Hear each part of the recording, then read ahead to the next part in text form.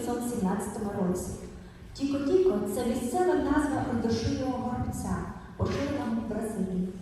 Твір є класичним зразком шора, інструментального стилю бразильської міської музики, що вирізняється віртуозністю, швидким темпом, синкопованим ритмом та імпровізацією.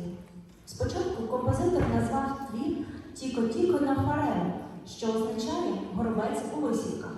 Але оскільки композиція з такою назвою вже існувала, у 1931 році назву змінили на теперішню.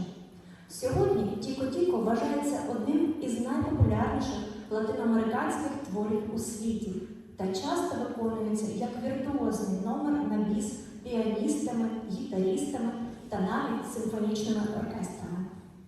Закіння де Абреу «Тіко-тіко» виконують Єгор Кудрін, Аліна Науменко, Криворізька музична школа номер 5.